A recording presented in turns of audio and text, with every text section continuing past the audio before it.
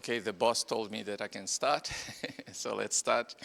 Welcome, everyone. So, as you see, so this school is very much focused on the young people, so all the attendants of the school, so we're very happy about this. And also the lineup of the speakers is also, you can see, is full of young, brilliant rising stars. And today I'm happy to introduce Yuval Wigderson, one of the big stars from ETH Zürich. He will speak about finding structures in tournaments. Yuval. Thank you, Yoshi. Thank you, everyone, for coming. It's a lot of fun to be here. And also thanks to the organizers for giving me the chance to come. And also thank you to the amazing IMPA staff who have been making everything work so smoothly. Today I'll be speaking about this topic I've been very interested in for the past few years, about structures in tournaments. I was debating for a while what's a nice topic for speaking here, and I picked this one because I think it's a topic that only recently have people really started thinking about it seriously, and so there remain a ton of amazing, interesting open problems, and I think it's a great area for students to work on. So many of the results I'll mention are joint with master's students and PhD students, and I'll have at the end a list of many open problems, and I really hope you'll be inspired to work on this subject. Right, so what are we talking about? So a tournament is a complete directed graph. So that means that we have a bunch of vertices, and for every pair of vertices, we draw an arrow, either in this direction or in this direction. And so the reason it's called a tournament is that you can think that there's a bunch of teams, and they're all playing each other, and you draw an arrow for who beats who. So this is an example of a tournament. And maybe the first ever result on tournaments, the basic question we'll be asking during this talk is just what kinds of structures can we prove exist in every tournament on a given number of vertices? And yeah, the first result, as far as I know, proved about tournaments is actually on this sort of question. It's the theorem of Reddy from about 90 years ago. And Reddy proved that every tournament contains a Hamiltonian directed path. So that means a path going through all the vertices that respects the directions. So here's an example. In this tournament, you see, we start up there, and then we follow the arrows like this, and we go through all the vertices. This is a really great theorem. There's a lot of beautiful proofs of it, but I'm just going to show you my favorite, just so we get a sense of how you prove things like this. So the proof is as follows. We're going to fix what's called a median ordering. So we have a tournament. We're going to fix what's called a median ordering of it. So that's an ordering of the vertices that maximizes the number of edges that go forward. So this is the same tournament as that one. I've just drawn it differently. And what you can see is that in this drawing, so I've ordered the vertices from left to right, and you can check that 3 of the arrows go backwards and 7 of the arrows go forward. And it turns out that for this tournament, no matter how you order it, 7 is the most number of forward edges you can get. So now the claim is that in this median ordering, if I have 2 consecutive vertices where the arrow goes backwards, that can't happen. So imagine that pair, the arrow went to the left. So if I had this situation, what I could do is I could just swap these 2 vertices, swap their order. If I swap their order, the edge between them will now go forward rather than backwards. And every other edge that previously went forward still goes forward. So I've strictly increased the number of forward edges, and that contradicts the fact that I picked one with the maximum number of forward edges. So this can't happen. It has to look like that. And now we're just done, because if we just read across the bottom, we see a forward path. So we found our Hamiltonian path going through all the vertices. OK, so this is a very nice proof. I wanted to show it because most of the theorems I'll be talking about are harder than this one. So I won't be showing you as many proofs, but I really like this proof. Right. So again, the question we're trying to answer is what other kinds of structures can we guarantee in every tournament? So we know that every tournament has a directed path going through all the vertices. I think the next natural question is maybe we can even get a cycle going through all the vertices. So what do we think? Can we find this in every tournament? All right, I see some people shaking their heads, and the answer is no. And one easy way of seeing it is if we take this thing, so this is called a transitive tournament. So that's a tournament where I have an order and all the edges go forward. In a transitive tournament, you actually have no directed cycles at all. Right? You can see that every yeah, because you have to go forward, you can never close a cycle while following the directions. So in particular, you certainly don't have a cycle going through all the vertices. And really, this example tells us more. It tells us that if we want to answer this question at the top, what structures can we find, the only structures that we can hope to find are acyclic structures. So acyclic just means you don't have any directed cycles. Because if I want to find it in every tournament, in particular, I have to be able to find it in this transitive tournament, and therefore it must be acyclic. So when we're answering this question, the only structures that we can hope to find are the acyclic ones. Everyone okay with this? Any questions so far? Okay, great. So, right, so this is the question. Let me tell you about some structures that we do know we can always find. So I've already told you about this theorem already, that I've written it slightly differently. Now I say that every n vertex tournament contains a directed path on n vertices. Right? That's the same theorem I just told you about. There's actually a remarkable strengthening of this due to Thomason. Thomason proved that you can actually find not just a directed path sort of following the natural order. You can pick your favorite orientation of the path. So you can say, I want forward, forward, forward, backward, backward, forward, forward, backward, backward. And every tournament on however many vertices I said actually will contain that path, covering all the vertices. So that's a pretty amazing theorem. So that sort of closes the story on paths. But we can ask about other structures. So for example, an easy thing you can prove is that every tournament contains one of these out-directed stars. Now it won't be on n vertices. It'll be on this roughly n over too many vertices. And this you can prove just by thinking about the average out degree in a tournament. And moreover, you can see that this is best possible. So far, all of these results are best possible. You can't get anything larger. So that's about this star. So now we've done paths and stars. You can ask about more general trees. And there's a really amazing theorem of Kuhn, Mycroft, and Astus. This had been like a 40-year-old conjecture of Sumner. They proved that actually pick your favorite tree on this many vertices, take any orientation of it you want, and every tournament on n vertices is guaranteed to contain that tree, which is pretty amazing. So there's actually nothing special about the star. It's just any tree on that number of vertices must appear in every tournament. OK, so well, we've done trees. So let's move on to more general structures. Another amazing theorem of Thomason from the same paper is that actually you can find on n vertices any cycle that goes through all the vertices, except any has an asterisk. Right? There's one cycle that we said we can't hope to find, which is the one where we're actually going in order. But any other orientation of the n vertex cycle actually must appear in every tournament on n vertices, which I think is also pretty amazing.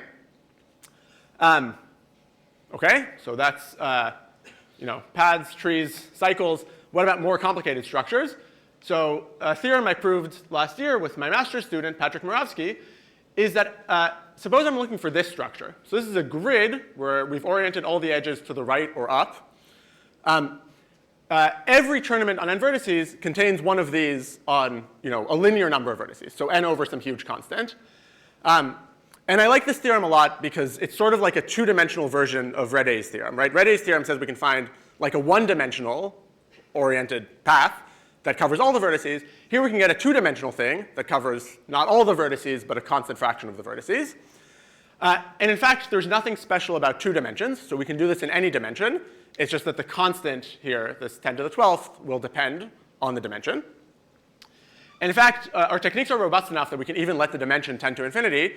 And so for example, we can find an oriented hypercube where all the edges are sort of directed up into the, in sort of the natural direction from 0 to 1. So now with the hypercube, we don't know how to get a constant fraction of the vertices, but we are able to get some power, some polynomial number of vertices. And it's a great question whether this can be improved to linear. I don't know. And the final example that I'll mention here is an old theorem of Stern's. Right, so we said we can only look for acyclic structures. So the biggest acyclic structure we can hope to find is a subtournament that is transitive. So that's sort of, I want a subset of the vertices where I get actually all the edges going forward. That's the biggest acyclic structure, sort of the densest acyclic structure. And Stern's proved that we can always find one of those on log n vertices. So before proceeding, I just want to show you the proof of this log n theorem, because it's very pretty. So again, what Stearns proved is that every tournament on n vertices has a transitive subtournament on log n vertices. And here's the proof. So you start with your n vertices. You arbitrarily pick some vertex. Now look at the edges incident to it. Some are directed out, some are directed in. But let's say at least half of them are directed out. So zoom into that half. Pick another vertex in there. Look at the edges incident to it. Again, half either go in or go out. So let's say in this case, half go in. We restrict it out to a quarter of the vertices. We do it again. Again, maybe half go in. And we repeat. And you see, because we have at each step, we can keep this going for log n steps, log base 2 of n steps. And you can just see that the vertices I've pulled out, this v1, v2, v3, just by the way I've drawn this, they form a transitive subtournament. Because v1, all of its edges go forward, and v2, all of its edges come in. So in this order, it is transitive. Is everyone OK with this proof? Any questions about this?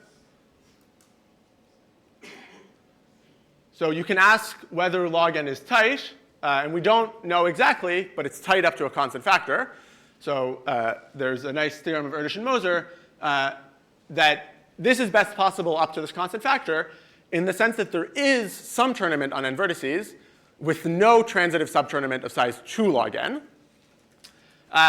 And the proof, I bet many of you can guess.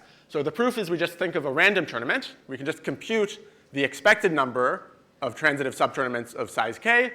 It's exactly that. And then you just check that if you plug in k being 2 log n, this quantity is less than 1. So then by the usual magic argument, if the expected number of something is less than 1, there must exist a realization where the actual number is less than 1, therefore 0. Thus, there is some tournament on n vertices with 0 transitive subtournaments of size 2 log n. And I hope that many of you look at these things and think Ramsey numbers, which is indeed where I'm going. So if you've never seen Ramsey numbers, that's OK. But this was meant to, for those of you who have seen it, to get you thinking in this direction. Yeah, let me go back to this table. It's the same table I had before. And basically, the question I want to be asking for the rest of the talk is, we see here in this column sort of many different functions of n. A bunch of linear functions. This is some polynomial function. This is some logarithmic function. And basically, the question is, what is it about the things on the left that lead to these different answers on the right? Like, what explains this different behavior? In order to make this question make sense, the simplest way of making this a good question is with this definition. So I'm going to sort of change perspective. Up to now, I've been asking, what can I find in a big N vertex tournament? Now I'm going to sort of reverse the way I look at it. I'm going to fix my favorite structure. And I'm going to ask, so this is this H. So I'm going to fix, I'm going to fix a directed graph H. I'm going to define the Ramsey number of H to be the smallest integer n so that every n vertex tournament has a copy of that H. So it's just sort of reversing the perspective. Just to drive home the point, this table I can equivalently say in this language of Ramsey numbers. So all of these results, it's completely equivalent. You just need to sort of invert the function. But for example, this theorem of Rede says that if I think of a directed path on little n vertices, its Ramsey number is at most little n. Or this theorem of Stearns that I showed you, it says that if I fix a transitive tournament on little n vertices, its Ramsey number is at most 2 to the little n, meaning that every tournament on 2 to the n vertices does contain a copy of it.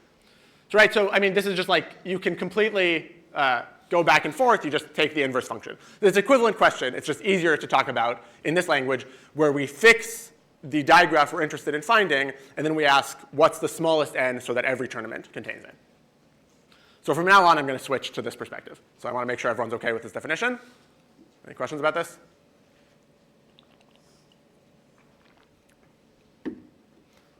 OK, great. Right, so I just want, for those of you who have seen a little bit of Ramsey theory, I just want to draw some parallels between this Ramsey theory and the undirected Ramsey theory that you might be more used to. So again, this is the same definition I just had on the last slide, that the Ramsey number of a directed graph is the smallest n so that every tournament on n vertices contains a copy of H. I can rephrase this by replacing every n vertex tournament by every edge orientation of the complete graph Kn. Right? It's the same thing. It's just I start with Kn, and for every edge I pick this way or this way. That's just another description of all tournaments. But the point of saying it like this is that it's very analogous to the classical Ramsey number. The classical Ramsey number, I now fix my favorite graph h, so it's not a directed graph. And now I ask, what's the smallest n, so that no matter how I assign a color red or blue to every edge of the complete graph, I'm guaranteed to find a monochromatic copy of h. So it's very closely analogous, right? We start with Kn. For every edge, we make a binary choice. So on the left, we choose an orientation. On the right, we choose one of two colors. But it's just one of two options for every edge. And we're asking what's the smallest n, so that no matter how we do this, we're guaranteed to find whatever structure we're looking for in a way that respects the choices we've made. So on the left, the natural way of respecting the choices is to be consistent with the directions. On the right, the natural way is to be consistent with the colors. But these questions are very analogous. And I'm going to draw some more analogies. So for example, the theorems of Stearns and Erdős-Moser I showed you, they exactly say that if I think of a transitive tournament on little n vertices, its Ramsey number is exponential. It's between 2 to the n over 2 and 2 to the n. And this is very, oh, sorry, before that. It's important, I haven't actually convinced you that this definition makes sense. But this definition does make sense. So for any acyclic digraph H, this Ramsey number actually is well defined. And the reason it's well defined is because I have some finite upper bound here. That implies because every acyclic digraph is contained in a transitive tournament on some number of vertices, that shows you that there is some finite upper bound, so therefore this Ramsey number is a well-defined quantity for acyclic digraphs. And similarly, on the undirected side, the natural thing to think of there is a complete graph. And there we know that the Ramsey number of a complete graph is between 2 to the n over 2. And for years, I would have said 4 to the n. But as probably many of you know, some people in this room have now beaten this 4. So the current record is around 3.8. But in any case, for the purpose of this talk, it's some exponential function in n. And again, the fact that we have a finite upper bound means that this undirected Ramsey number is a well-defined quantity we can talk about for any graph. So these so far are some nice simple analogies. One more analogy that works exactly the same in both settings is if I fix a digraph with epsilon n squared edges or a graph with epsilon n squared edges, in either case, the Ramsey number is going to be exponential in n, at least 2 to the epsilon n. And this again follows from a random argument. It's very straightforward. It's exactly the same as what we did before. And because we also have an exponential upper bound, what this tells you is that if we're dealing with a dense graph or a dense digraph, its Ramsey number is exponential. We care a lot about what the actual exponential constant is, but for this talk, we won't care about that, and we'll just say that it is exponential. And because of this, for most of the rest of the talk, I will be focusing on sparser graphs and sparser digraphs, where we don't expect the answer to be exponential. OK, so any questions about any of this?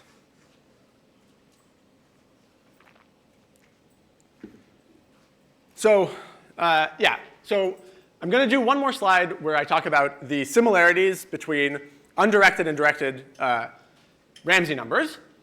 So something that people knew already in the 50s or 60s is that in the undirected world, if I take a simple graph, like a tree or a cycle, its Ramsey number is linear in the number of vertices it has. And this, and other results like it, motivated Burr and Erdős to ask whether it's actually the case that all sparse graphs have linear Ramsey number. Right, so we said that dense graphs, actually their Ramsey number is exponential. But Burr and Erdős suggested that maybe actually when you're dealing with sparse graphs, you're as small as possible, actually linear in the number of vertices.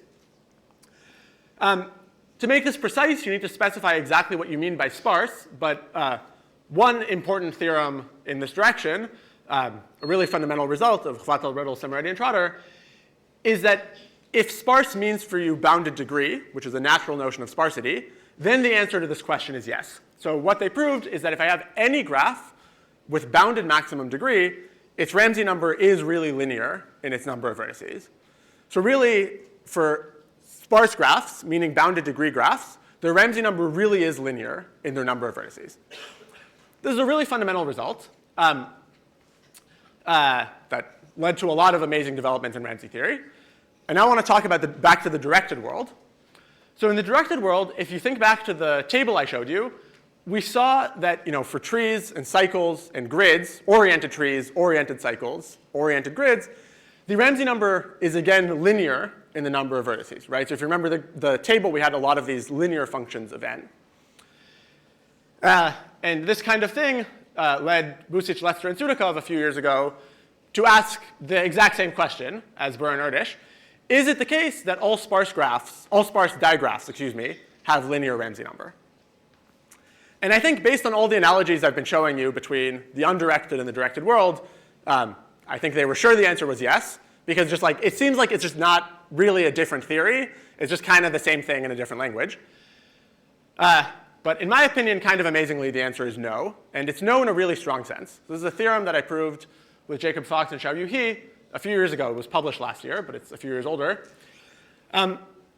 We proved that the answer to this question is no in a very, very strong sense.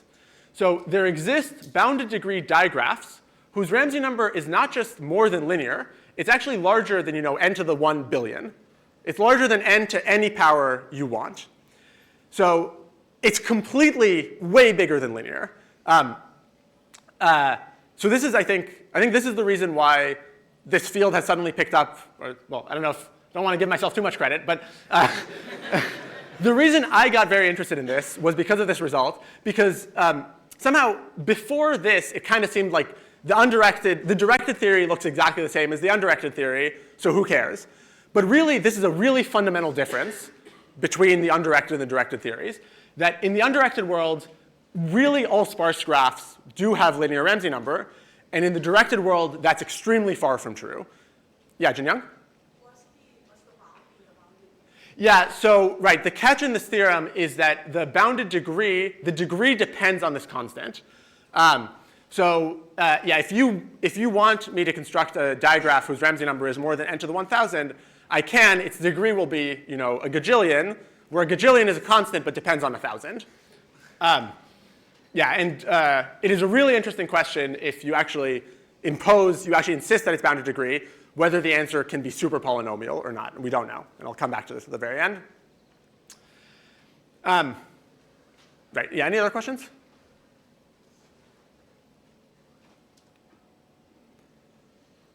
So I think this is not the end of the story, because if you go back to this line, I just told you that for a bunch of directed graphs, we really do have a linear bound. So then the natural question is like, why, right? If sometimes we have a much more than linear bound, what explains the fact that in many cases we really do have a linear bound? And we don't know, but we have some indications. So this is a theorem in quotation marks. Basically, what we now kind of understand is that if I give you a digraph that has bounded degree and has what we call low multiscale complexity, which is not really a well-defined notion, and I'll give you some examples on the next slide to show you what I mean. But if you have this low multiscale complexity, then you do have a linear bound. And low multiscale complexity roughly means that the lengths of edges are not doing something crazy. They're behaving in some reasonable way. They live in a small number of length scales. So again, this is not really a well-defined notion, so I'm just going to show you some examples of actual theorems that all lead towards this theorem. So again, this is the theorem. So the first result along these lines is due to this group of many authors. So this is Draganic, Dross, Fox, Girau, Have, Corandi, Loche, Munya-Correa, Scott, and Sudakov. They proved that if I have a digraph, it has bounded degree, and it has what's called bounded bandwidth, then the Ramsey number is linear. So what's bounded bandwidth? Here's a picture. It just means that I can order the vertices from left to right such that all edges go forward, and every edge has bounded length. So you see in this picture, all edges have length 1 or 2. Where length, I just mean literally how far they go in this order. Sorry? The edge lengths are at most a constant. So like by length, I just literally mean like this edge has length 1 because it goes between adjacent vertices, and this edge has length 2 because it goes between vertices whose distance is 2. Yeah. So, right, so what they proved is that if your bandwidth is bounded, then the Ramsey number really is linear. And again, in this low multi-scale complexity business, this is saying that the lengths of edges all live in a very small scale. They're all of constant length. At the other extreme, there's a theorem of Fox, He, and myself. We proved sort of at the opposite extreme that if you have what's called bounded height, then again the Ramsey number is linear. What's bounded height? So this is an example of a digraph of height 2. So height just means, height 2 in this case means I can divide it into these two intervals such that every edge goes, doesn't go inside an interval. In general, height 10 would mean I can divide it into 10 intervals such that they're all independent sets and all edges go forward. So what you should think is that in a digraph of bounded height, typically basically all the edges, or almost all the edges, are very long. They're of linear length. Because if I have height 10, but a million vertices, most edges have to go pretty far across. And so again, it's sort of getting at this idea of low multi-scale complexity in the sense that here, again, the edges are now all very long, but the number of different scales that the edges live in, the lengths live in, is not very large. Most of them are of roughly linear length. And again, you're starting to see why this is only a theorem in quotation marks, because it doesn't really exactly mean that. But roughly speaking, this is what we believe is going on. But the theorem is the theorem is true, that if you have bounded height, then again you have linear Ramsey number. So is everyone okay with this statement? Yeah. What do you mean by height? Yeah, so height just means the minimum number of these intervals I can partition into so that all edges go forward, and each of these intervals is an independent set. This is actually equivalent to just saying the length of the longest directed path. So this is something you can convince yourself that this height is the same, maybe up to +1, as the length of the longest directed path. Yeah. Any other questions?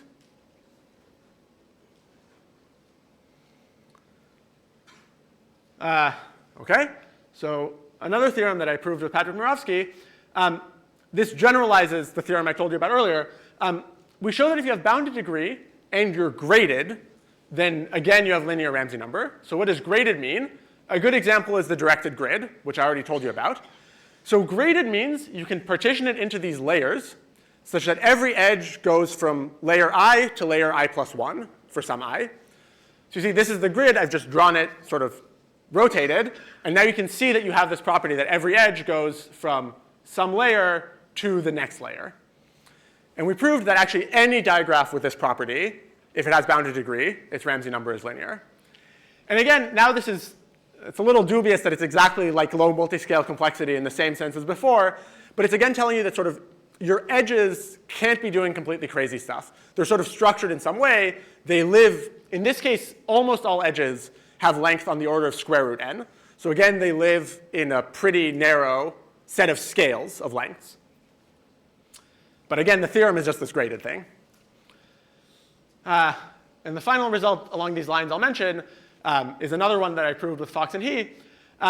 We showed that actually if you take a random digraph of bounded, let's say, average degree, then the Ramsey number, unfortunately, we can't quite get linear. We can only get quasi-linear, but we think it should actually be linear.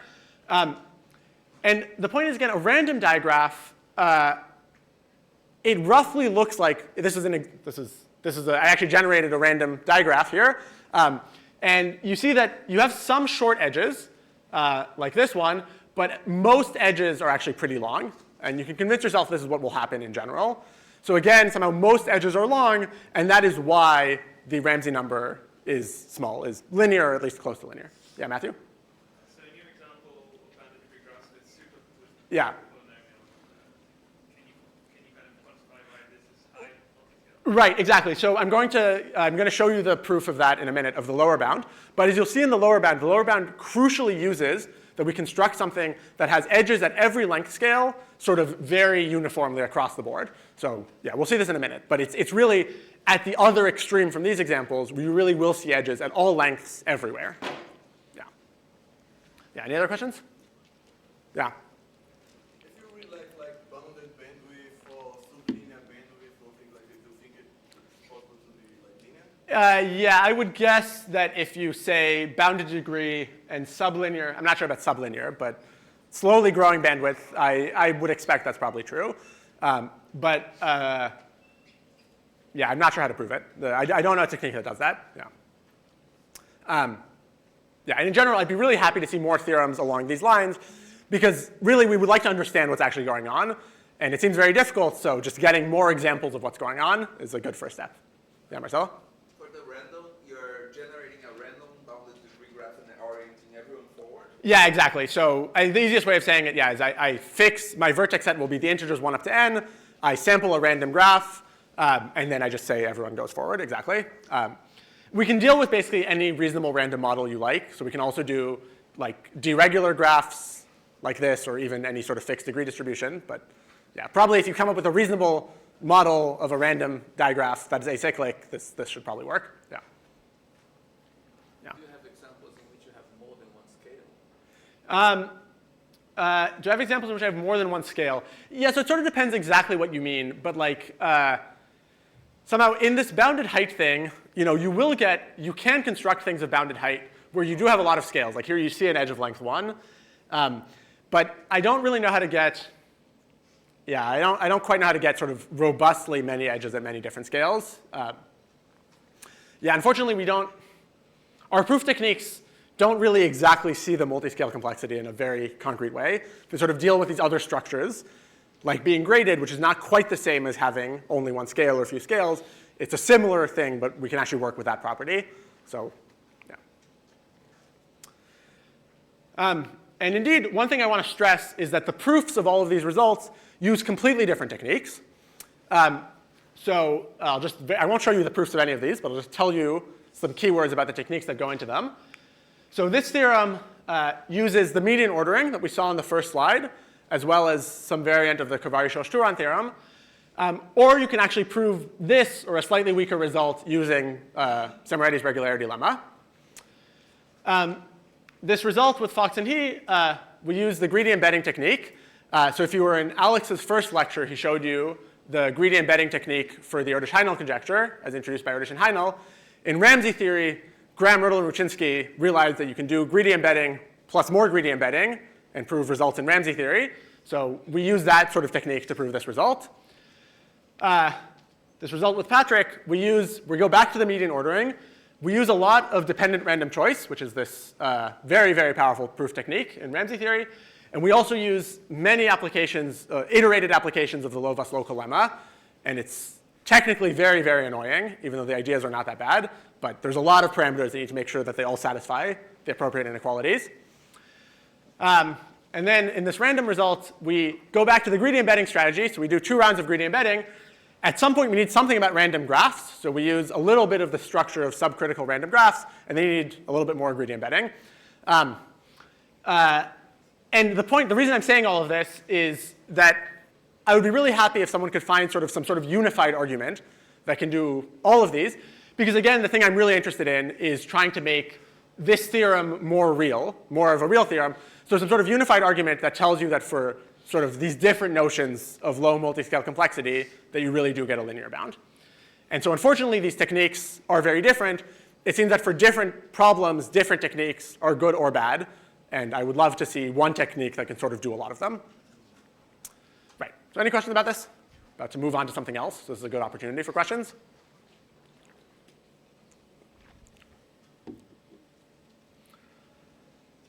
Yeah. Comment to the students who don't know what dependent random choice or Lovász local lemma are. I will this afternoon. Oh, that's amazing. OK, yeah. So come to Rob's course. Yeah.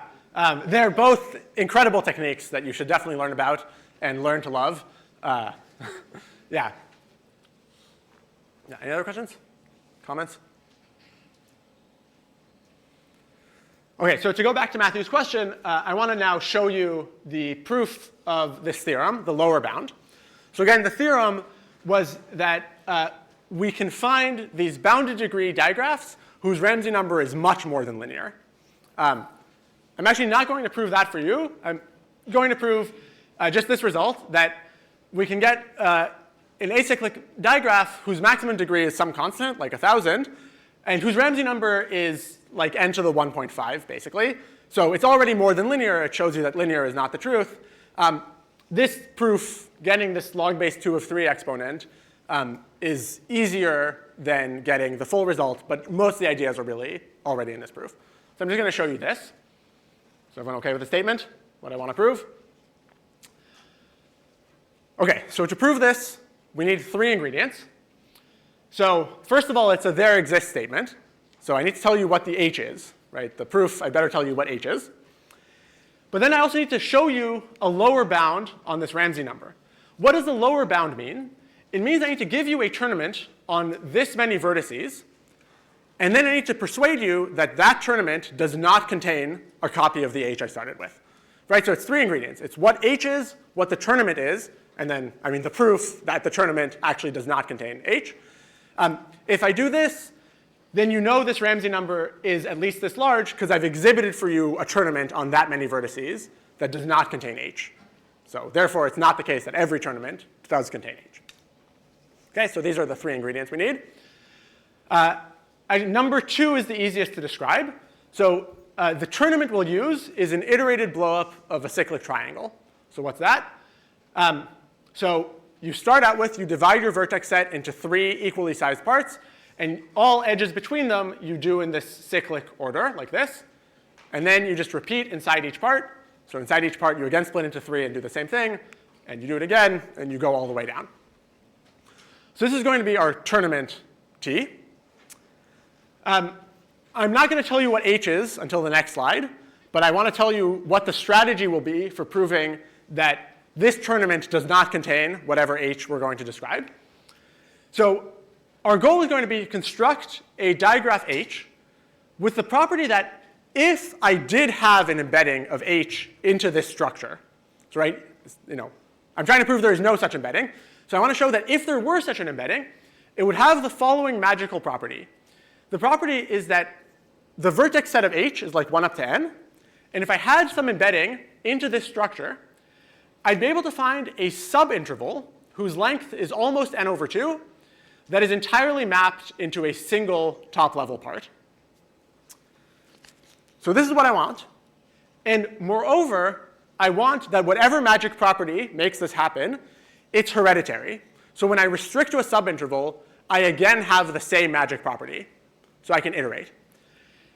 And if you think about what this means, what this shows you is that if I had some embedding of h into this big tournament, I could restrict to about half of h, and now I'm entirely living within 1/3 of the structure, only inside one of the 3 parts. And now I iterate, I again basically halve h, but now I'm zooming into another 1/3 of the universe. So basically what's going on, at each step of this iteration, the size of my tournament T is dropping by a factor of 3, but the size of the thing I'm embedding is dropping by a factor of 2.01. So when I iterate this over and over again, that's where this log base 2 of 3 business is coming from. Because at each step, I'm paying a factor of 3 on the universe size, but only a factor of 2.01 on the size of the thing I'm trying to embed. If you work through the numbers, this is what it gives you. So is everyone OK with this? So I claim that the proof is complete, except I need to tell you what h is and how I ensure this magic property. So that's all that remains to do this proof. Any questions about this so far? Just to see if I got it. So this log 2 base 3 is exactly the point where you don't have enough vertices of T to keep embedding it. Exactly, yeah, that's right. So right, the point is that because T is only this big, if I keep doing this iteration, I'll run out of room before I get to the end. Exactly. Yeah. Any other questions?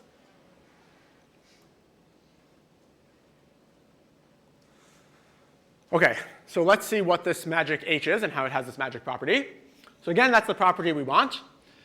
And here's the definition. So we call h an interval mesh if it satisfies the following 2 properties.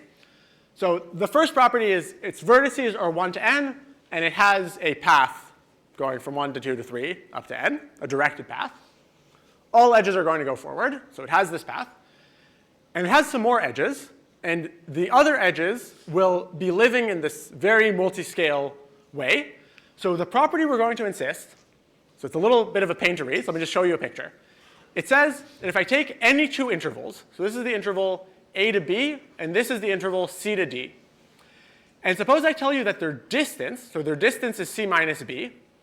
If I tell you that their distance is not too large, so it's at most 100 times the minimum of their lengths, then there is at least one edge from this interval to this interval.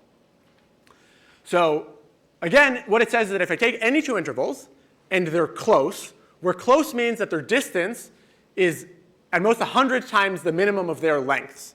So they're close as a function of their lengths, then there's at least one edge between them. If they're far, I don't say anything.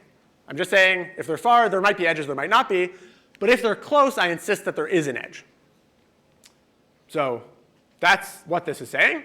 And again, just to stress, this is really saying that we have very, very high multi-scale complexity. Because you have a lot of short edges. If you take a bunch of short intervals that are nearby, you're guaranteed to find edges between them. But you also have a lot of long edges, because if you take two long intervals, they're allowed to be very far away, far apart, and you're still guaranteed to get at least one edge between them. And you can do this at every scale. So also you can get a lot of edges of length like root n. You just take two intervals whose length is like root n and whose distance is like root n, and you'll get at least one edge between them. So you really are seeing edges at every single length scale. OK, so my claim is that if H is an interval mesh, if it satisfies these properties, then it satisfies the magic property at the top. So let's see this. So what I'm trying to prove is that if I had some embedding of H into my tournament T, I'm supposed to find a subinterval that's all inside one part. So let's imagine an embedding of this H into this T. And because I only care about what happens on the top level, I'm just coloring the three parts, red, blue, and green. I'm just going to keep track of which part each vertex gets mapped into. OK? So let's think about an embedding of this into this. So the first vertex goes somewhere. Let's say it's red. So that means that this first vertex gets mapped into the red part. Now the second vertex, you see, it might also be in red, and it might be in blue, but it definitely can't be in green, because we have a directed edge like that, but in T, all the edges go from green to red. So the second vertex definitely can't be green. So maybe it's also red. Then maybe the next vertex is blue. So now the next vertex, again, might be blue, or it might be green, but it definitely can't be red. So maybe it's blue, then blue, then blue. Maybe then we go to green, and whatever. We fill it out somehow. OK, now what are we going to do? We're going to look at this interval of red vertices and this interval of green vertices. And what I claim is that there cannot be any edges between them. Right? Because we said all edges go forward. So if there were an edge from this red interval to this green interval, that would contradict the fact that this is an honest embedding. Because in the tournament, all edges go from green to red. So I cannot have any edge in H from red to green. OK, but what does that mean?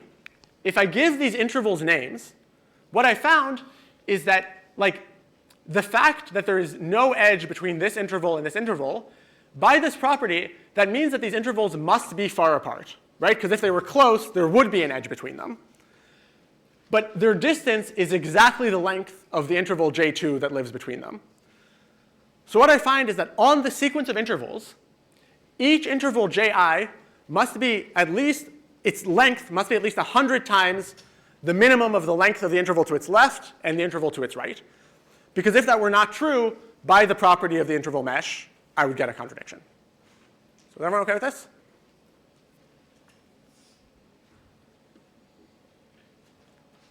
So we're basically done. So I found that the sequence of interval lengths has this property that when I read across the lengths, at each step they're basically either going up or going down by a factor of 100.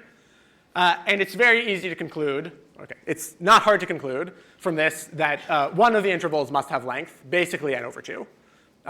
So the longest interval is length at least basically n over 2. And that's exactly what we were looking for, right? We wanted to say that there's some interval of length 0.49n that all gets mapped into a single part. But by definition, these JIs are defined to be intervals that get mapped into a single part. So whichever one has length 0.49n is an interval of length 0.49n that gets mapped into a single part. And moreover, I needed this whole business to be hereditary, that when I restrict to subintervals, it persists. But if you look at the definition of an interval mesh, you just see that when I restrict to a subinterval, it's just it's the same definition. So it is just hereditary by the way I've defined it. Is Yeah. it like a No, it's really a single interval. Yeah, so basically the worst case would be 2 intervals, like that you only have 2 intervals total, and they're each of length n over 2. Basically, if you have any more of them, then some of them have to be really, really small. Yeah. Yeah, Rob? You don't have a local minimum of the sizes, so you have to. Yeah, the sizes basically have to go up and then down, each time by a factor of 100. So the only way this can work is, yeah. So they just have to be careful because of these boundary effects. So that would suggest there has to be one of length almost everything. But that's not true because you could have 2 of them that are each of length n over 2. But apart from that, that's really what's going on, exactly. Yeah, any other questions?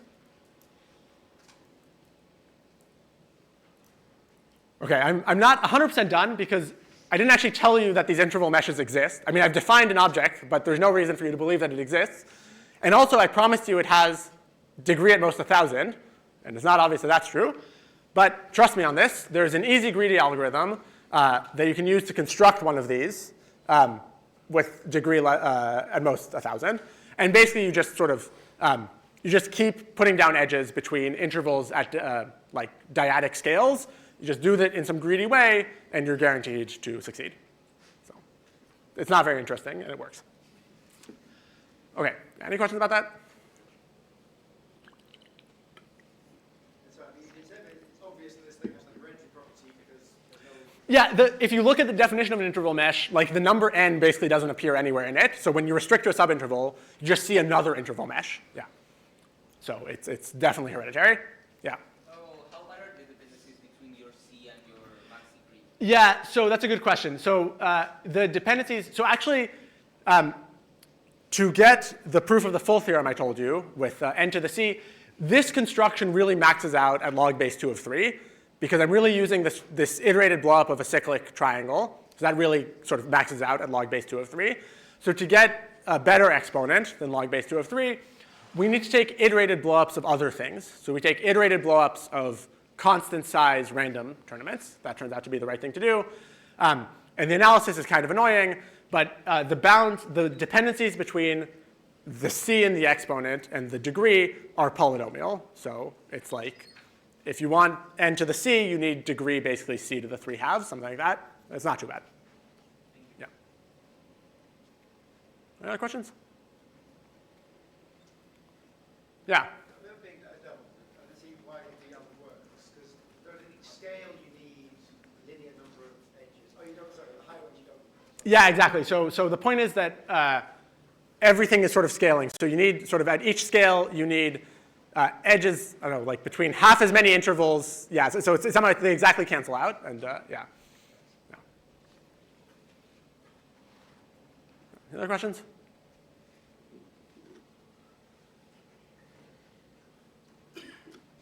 So I want to spend a few minutes just telling you about a couple of other things. This is the last I'll say about this.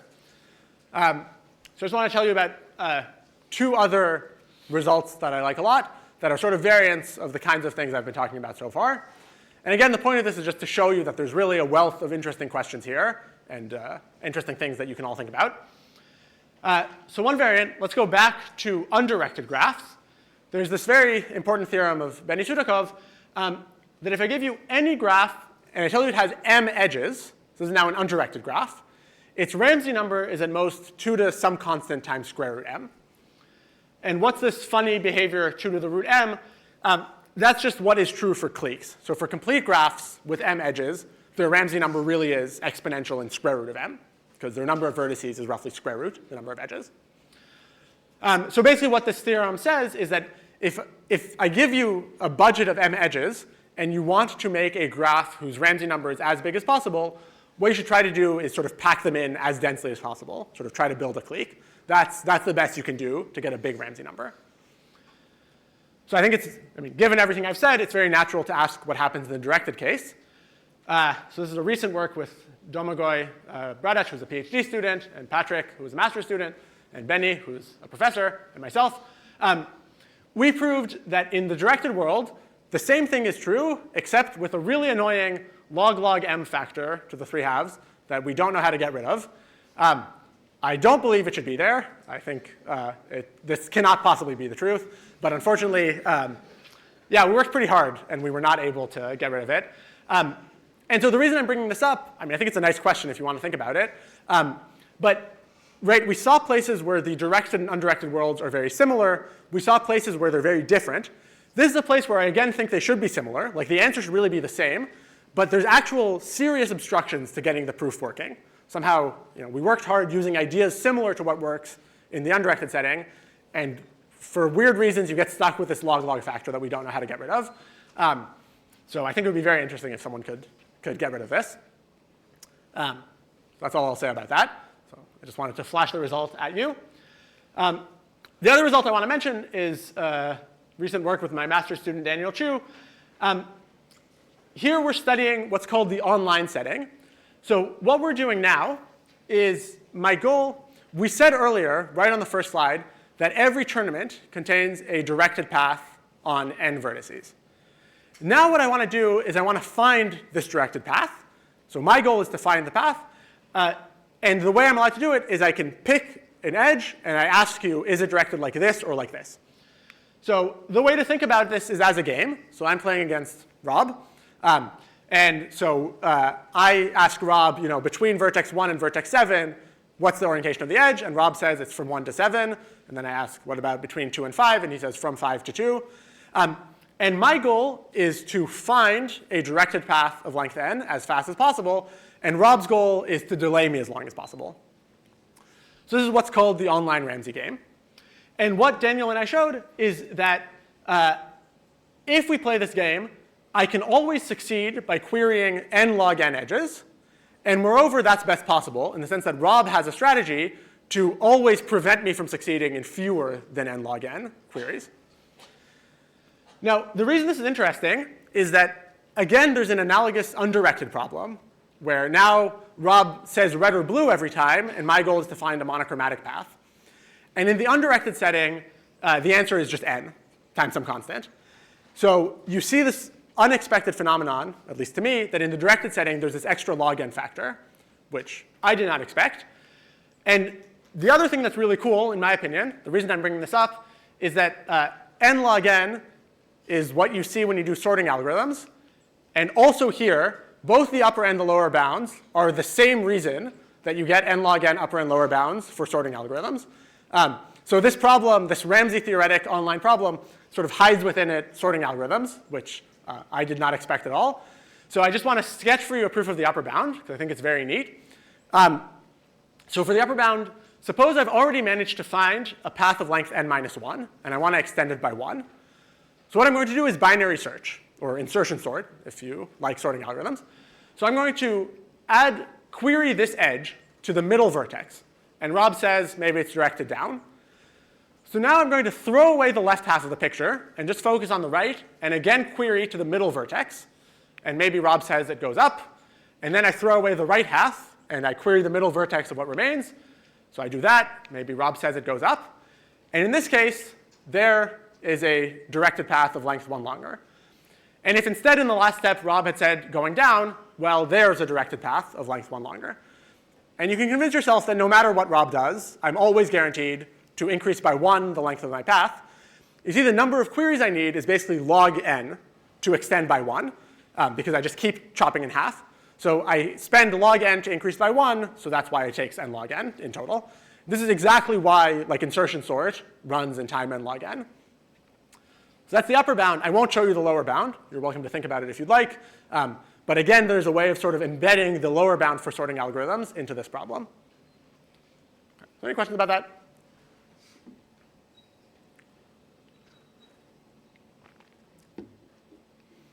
I don't think this is the groundbreaking any of this, but I think it's just a very cute problem. And I think it demonstrates, again, the ways in which this directed problem is really not the same as the undirected problem. So here you get this log n factor that you didn't see in the undirected world. And also you see this connection to sorting algorithms, which I certainly did not expect. OK, so I'm going to wrap up now. So the last thing I want to do is just give you a list of a lot of open problems. Because as I said, this is a field with a lot of beautiful problems. And I really hope that some of you will work on them. A lot of these I won't tell you a lot about. I'll just tell you the problem. If you're interested in knowing more about the background or why I'm interested, come talk to me after. But first of all, some problems I mentioned. So I mentioned this oriented hypercube. Patrick and I proved a polynomial bound on its oriented Ramsey number. I think the answer is probably linear, and I'd be very interested in proving this. But this might be difficult. Actually, a lot of these might be difficult. I have no idea. I think some of them might not be that difficult, but I really don't know. Another one that I also mentioned, I have this result with Jacob and Xiaoyu, that random digraphs of constant average degree have nearly linear Ramsey number, so n times some polylog. And I think the answer should just be linear. We have in our paper a conjecture that would imply this. It's just a deterministic conjecture about embedding trees in tournaments. So if you like trees, I think this is a great problem to work on. Another one that I mentioned is this work with Domagoj, Patrick, and Benny. If we have m edges, then we really think the Ramsey number should be 2 to the root m. We can only prove it with a stupid log-log factor. I'd be very happy if someone could get rid of that log-log factor. Another really nice question is from a recent paper of Aboulker, Ave, Locher, Lopez, Picassari, Arrieta, and Rambaud.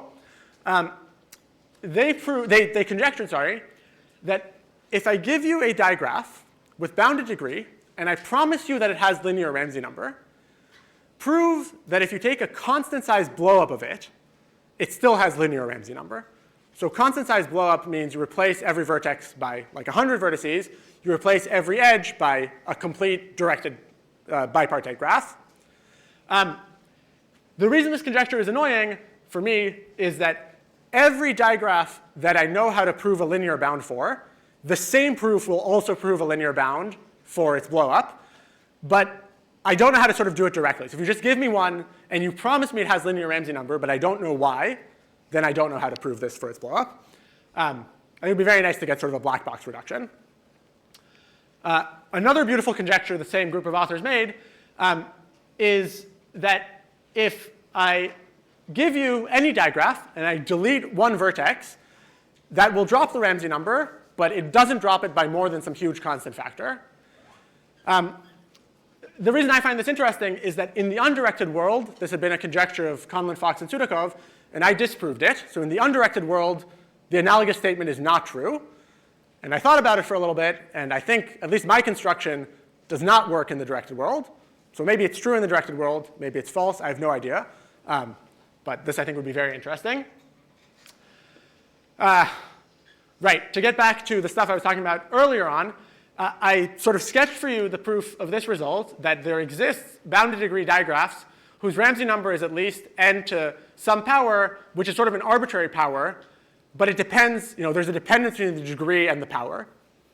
On the other hand, with Fox and He, we proved an upper bound for all bounded degree digraphs, which is n to the log n.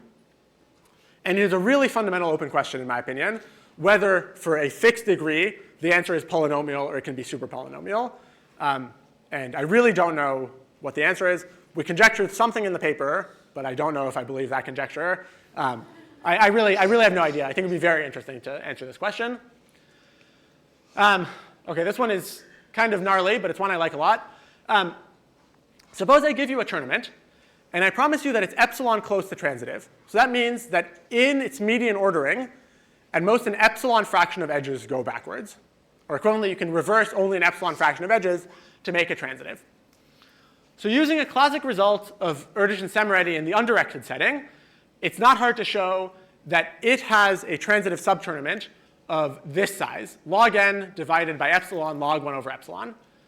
But I think that this log 1 over epsilon is not necessary in the directed setting. It is necessary in the undirected setting. OK, this sounds like, I think this sounds like a who cares question, which fair enough, you don't have to care. I care a lot. This improving, getting rid of this log would actually have some very nice consequences. So I'd be very interested if someone could do this. But again, it seems difficult because it's a place where the undirected world seems to behave differently from the directed world. OK, I'm almost done. So I had this theorem that if you have low multiscale complexity, you have linear Ramsey number. I'd like to see more results along these lines, or more general theorems that really get at something like the multiscale complexity. And ideally, I'd like a characterization of when it is that we have linear Ramsey number and when we do not. Presumably, a full characterization would be very difficult, but that would be amazing. And even further away, just like, I hope I persuaded you this is an interesting topic to study. So you should just think about what's a result you like in Ramsey theory. Think about what a good directed analog of it would be, and then either try to prove it or try to disprove it. I think both would be very interesting. Sometimes the analogs are true, sometimes they are false, and I think it'd be great to have more examples of both. And with that, I'll end. Thanks for listening.